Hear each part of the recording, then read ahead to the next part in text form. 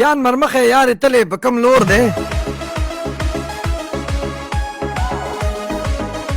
بیان مرمخه یارې تلې په کم لور دی چې د شپې په کاله تور صادر راخور دی دا پریوتي پاسېدی شي خو لاس غواړي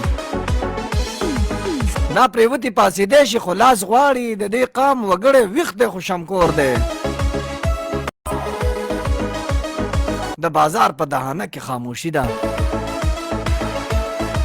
د بازار په دهانه کې خاموشي ده د کوټې په دغه ګوټ کې څومره شور دی السلام علیکم السلام علیکم غږ دی د ریډیو پښتونخوا پروګرام دی پی کے ټایم یعنی پښتونخوا ټایم د هر زیارت په ورځ باندې اوس خو خبره لاړه شپې ته د وو نه تر نخو پورې زه یم فاروق جان حسین او زمونږ سره زمونږ محترم پروډیوسر صاحب ساجد محمود خان د محمود دلید متاز دی ګینې هر سړی ایاز دی د محمود دلید متاز دی ګینې هر سړی ایاز دی زه د خاورو ګوډاګی یم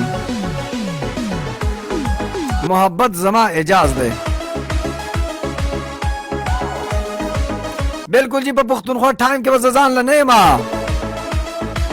تاسو به راسره هم یې رابطه به کوئ په 0937 920 611 باندې دې نه علاوه خپله مینه خپل کمنټونه به رالیږئ په څه به کوئ په فیسبوک کې وینئ به مې هم او ګورئ به مې هم او دې نه علاوه خپله مینه به راسره کوئ پښتونخوا ریډیو مردان به سرچ کوئ پښتونخوا ریډیو مردان کې به تاسو زما پروګرام اورئ وینئ به هم او خپل کمنټونه خپله مینه به رالیږئ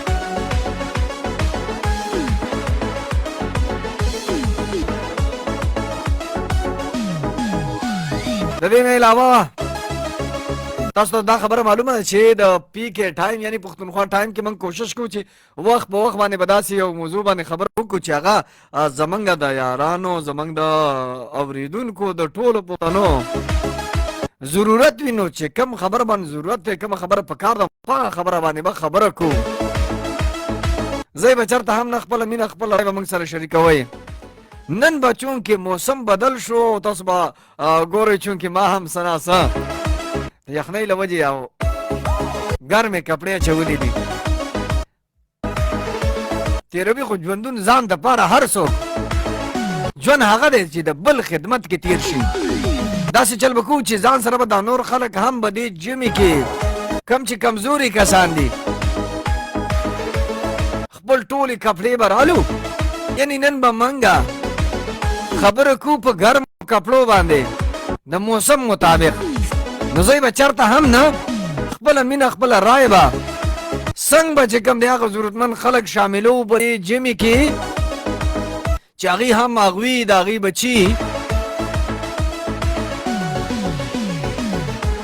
موږ سره به دې ژمي کې د یخنۍ نه بچ شي ځکه چې زمونږ دا وطن دا خاوره